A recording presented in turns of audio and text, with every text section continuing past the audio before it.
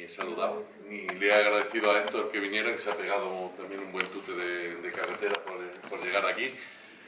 Y ahora...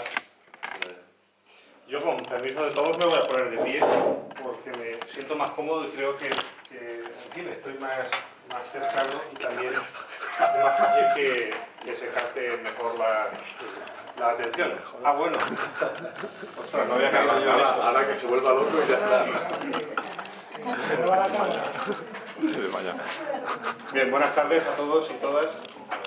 Y muchas gracias a los organizadores por haberme invitado al Laberinto en primer lugar y además pues, por un agradecimiento especial por permitirme expresar mis ideas en una revista que demuestra que no está reñido el rigor científico con la defensa de ideales y de posiciones políticas justas y de progreso.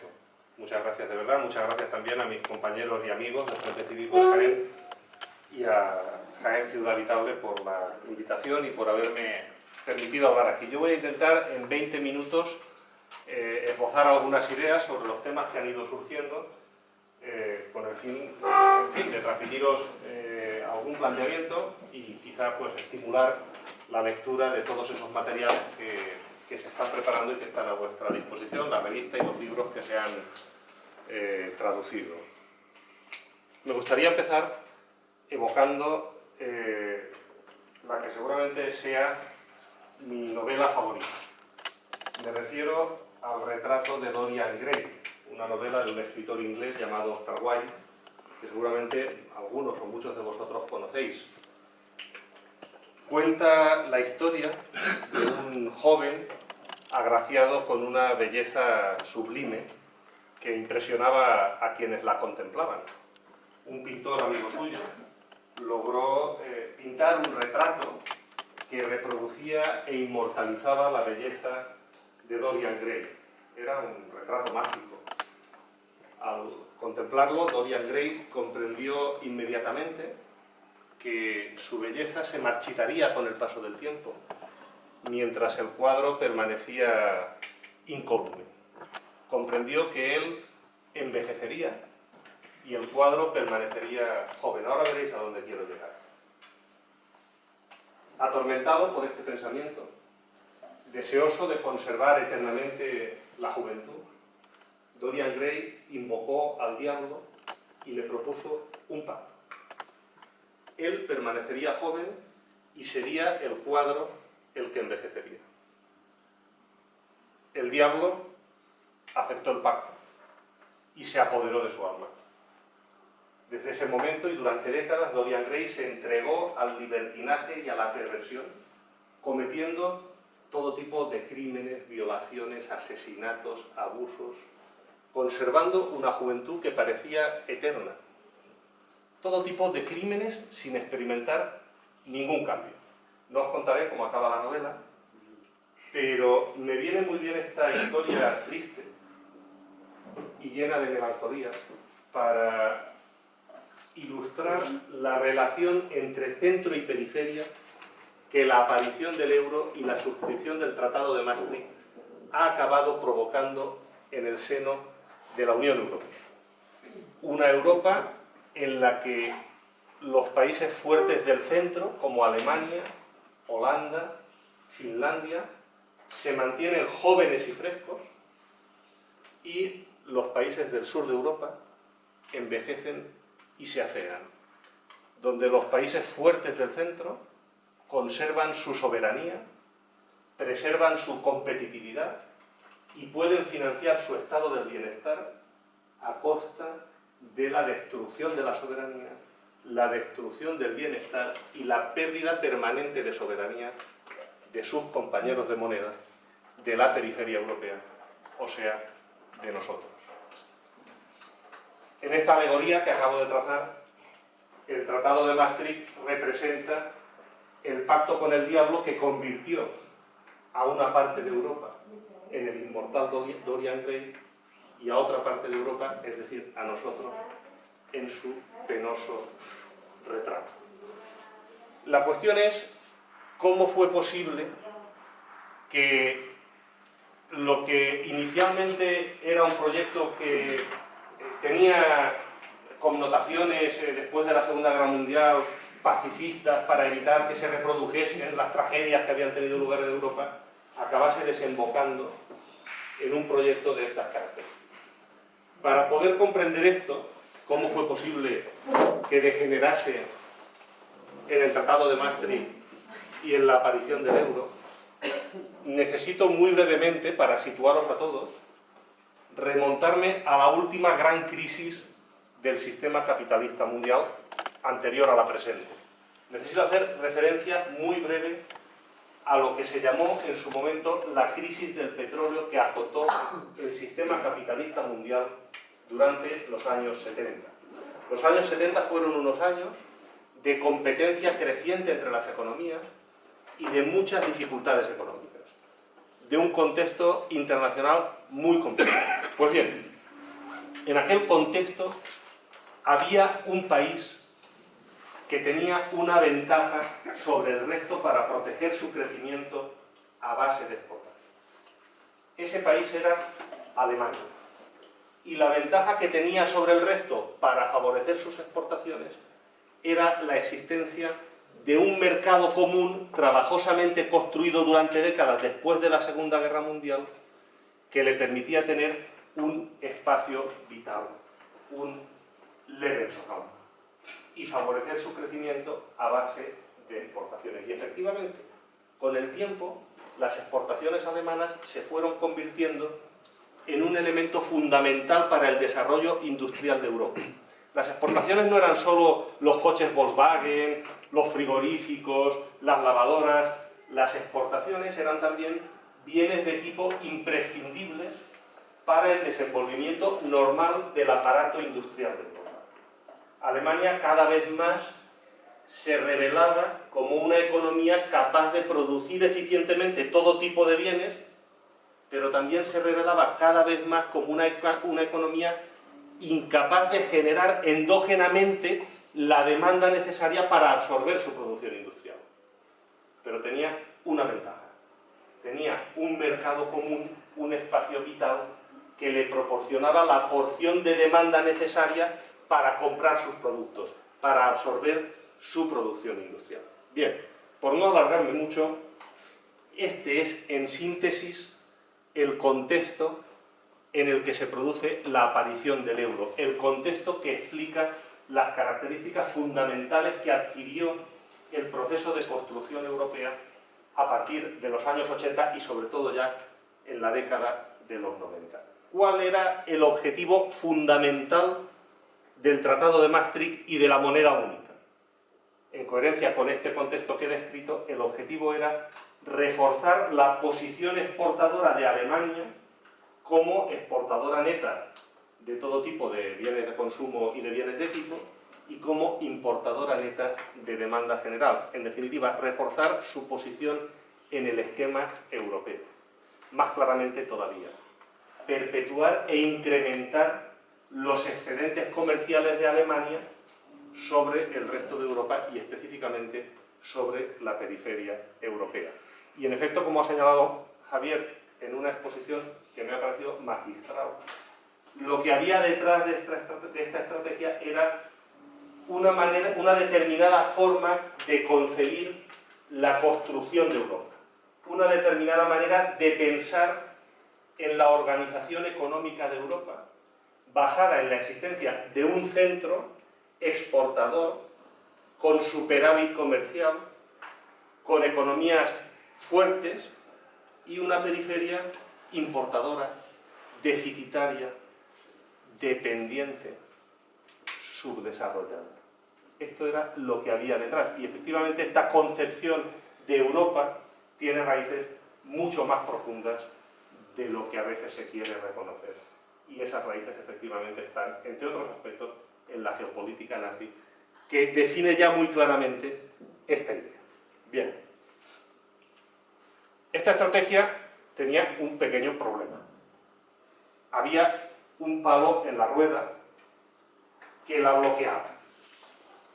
Y el problema era que una serie de países, entre ellos nosotros, también Italia y otros, ponían en marcha sistemáticamente devaluaciones competitivas de su moneda para reducir los diferenciales de competitividad con respecto a Alemania y equilibrar sus balances comerciales.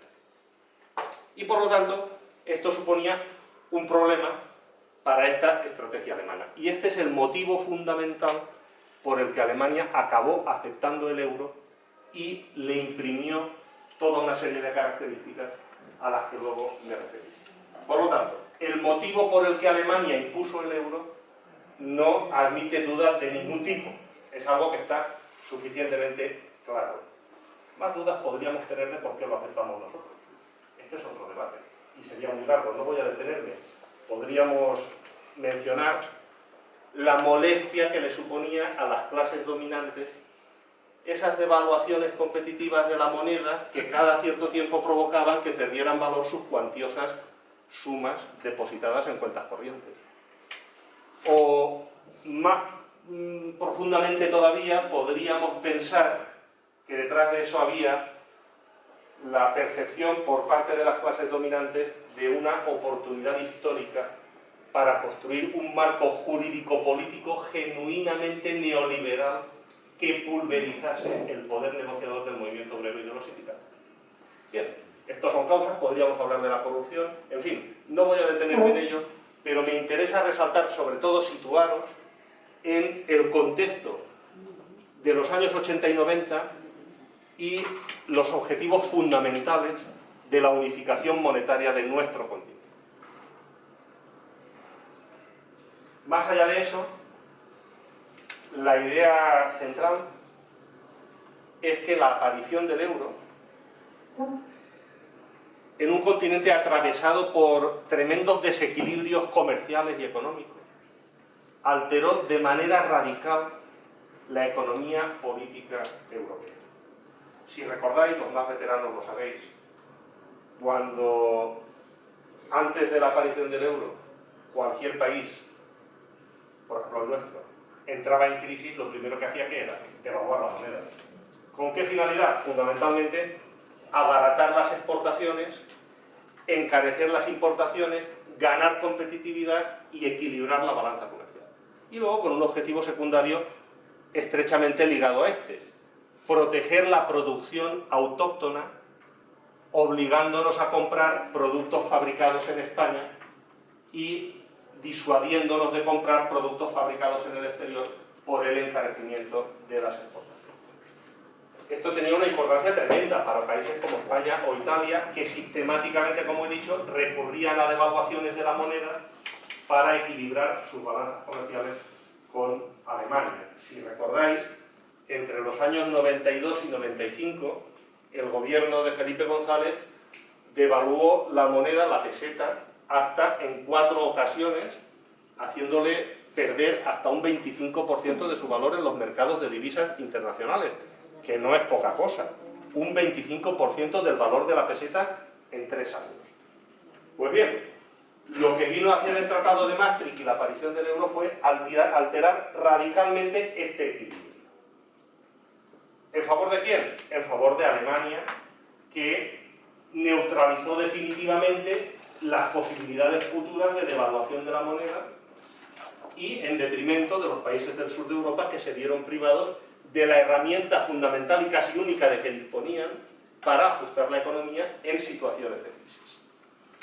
Las consecuencias las conocéis todos y yo no voy a detenerme en ellas, por no alargar excesivamente la intervención y cansaros. Todos recordáis las condiciones en que se produjo la incorporación de España a la Comunidad Económica Europea y cómo fue utilizado para desmantelar sistemáticamente todo nuestro tejido agrícola e industrial. Abandonamos cultivos, arrancamos vides y olivos, sacrificamos ganado y dejamos la agricultura bajo mínimo. Pero no solo eso, los desequilibrios comerciales provocados por la potencia exportadora, por Alemania, hicieron que se desmantelara de una forma relativamente rápida una industria autóctona que había costado décadas de construir. El calzado, los juguetes, el textil, por no hablar de la industria pesada, casi siempre vinculada al sector público, como la siderometalurgia o los astilleros. polígonos industriales completos fueron demolidos o deslocalizados en aras de la competitividad, en aras de la Unión Europea. En la inspección de trabajo son conocidos, en el argot nuestro, los casos de lo que nosotros llamamos los polígonos chinos, como por ejemplo es el caso de Quart de Poblet en Valencia o de Badalona en Barcelona, donde no hace mucho tiempo millones de trabajadores se ganaban honradamente la vida en pequeñas y medianas empresas fabricando todo tipo de productos, y hoy solo hay grandes naves con rótulos chinos donde se amontonan millones de mercancías, ninguna de las cuales ha sido fabricada en España.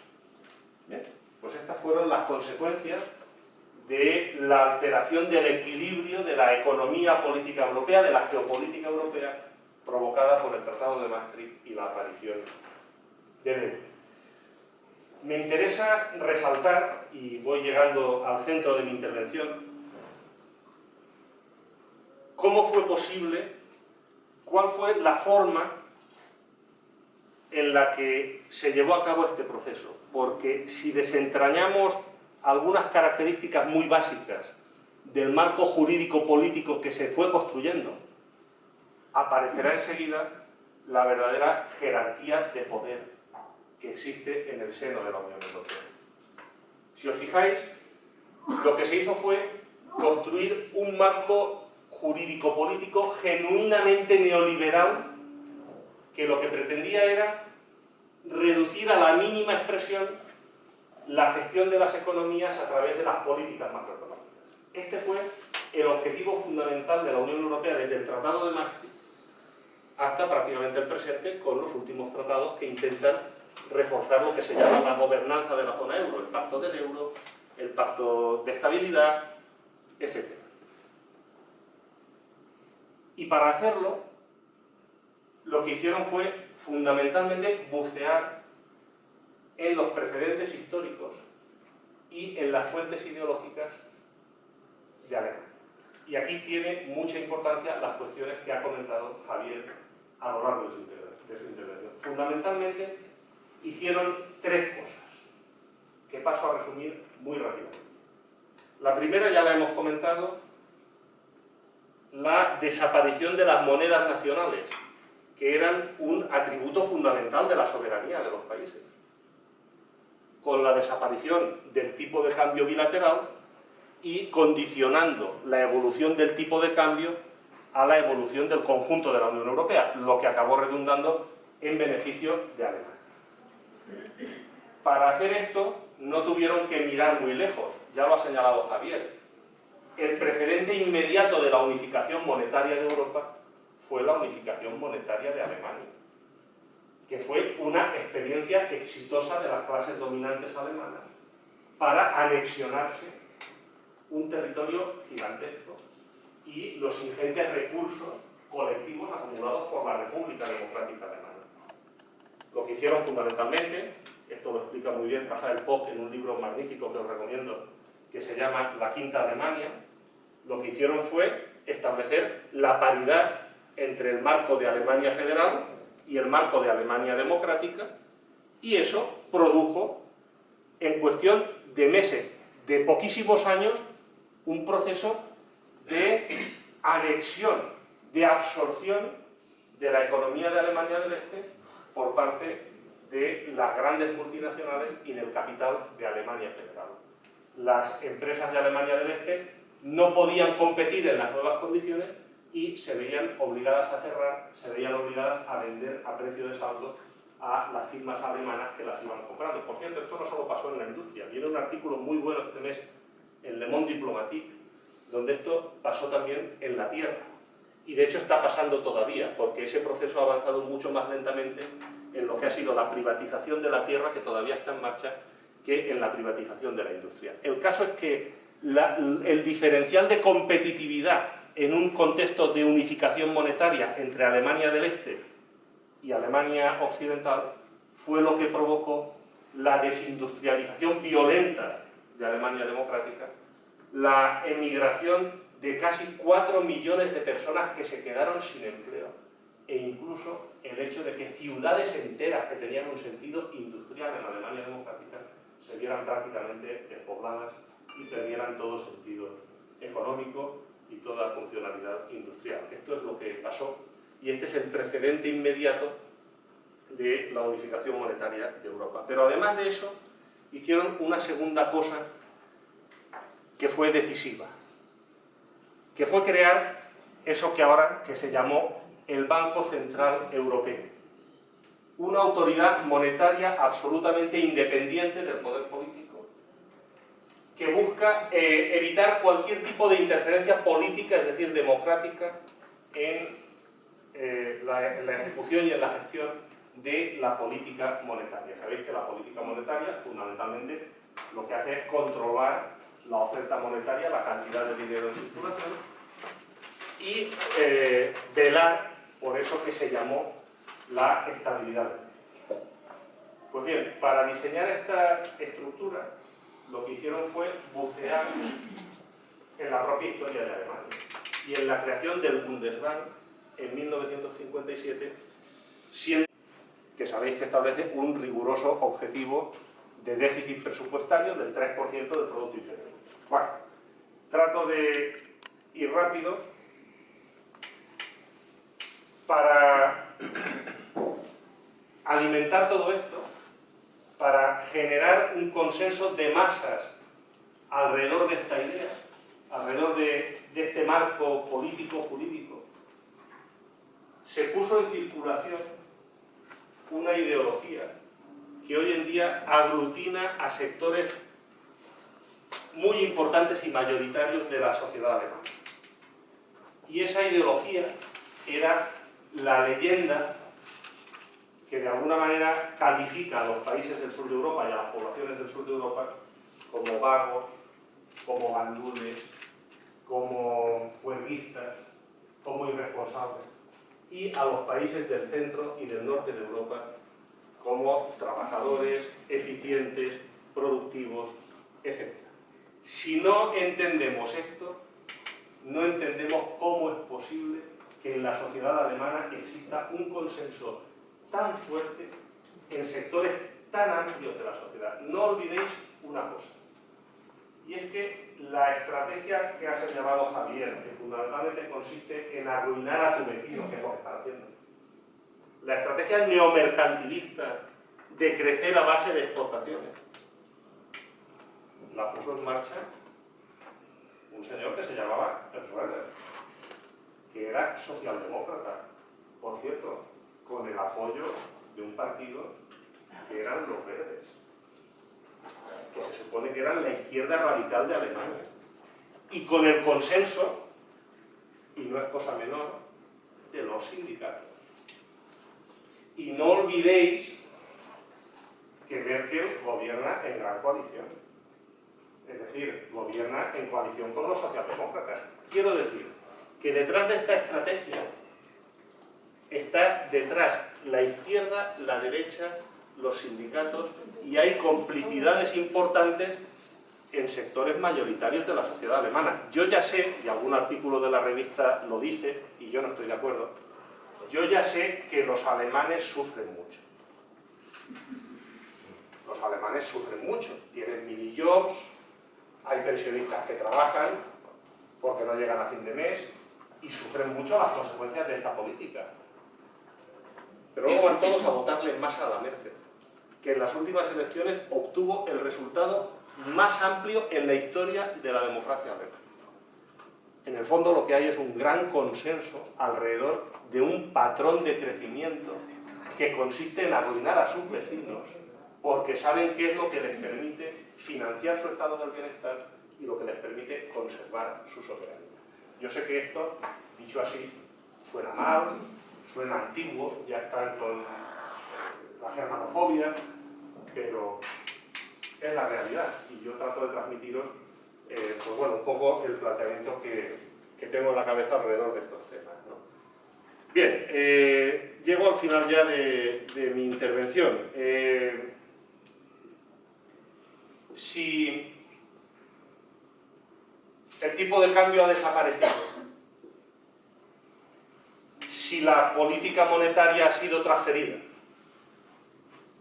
Y si la política fiscal está severamente limitada por el Pacto de Estabilidad, la única variable que puede ajustarse en una situación de crisis para corregir los desequilibrios de la economía, ¿cuál es? ¿Cuál es? Los salarios. Los salarios. La única variable susceptible de ajustarse para corregir los desequilibrios es la flexibilidad de los salarios, claro que sí. Y esto es lo que está detrás del ajuste salarial brutal al que estamos asistiendo y que se proyecta sobre todos los pilares del salario obrero. La nómina, los servicios públicos y las pensiones. El salario diferido. Con un problema añadido.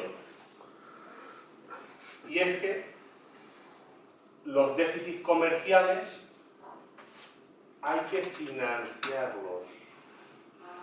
Si importamos más que exportamos, necesitamos financiación del exterior para mantener ese patrón de crecimiento. Y eso significa que cada día nos endeudamos. ¿Y este es la acumulación por desposesión? Pues muy fácil. La confiscación violenta de la riqueza colectiva acumulada durante generaciones por nuestro pueblo. Esto es la acumulación por desposesión. Y el inicio de un proceso de transición hacia el subdesarrollo. Esta es la trampa de la deuda. ¿Y cuál es el modus operandi? Pues lo conocemos sobre todo por América Latina. El modus operandi es una alianza entre el poder del Estado y el capital financiero para imponer una devaluación forzosa a nuestro pueblo. Una alianza donde la deuda sirve de palanca para desposeer a las grandes mayorías sociales y donde el Estado asume un protagonismo decisivo por su monopolio de la violencia y su definición de la legalidad. Y este es el punto justo en el que ahora nos encontramos. Pues bien, y termino.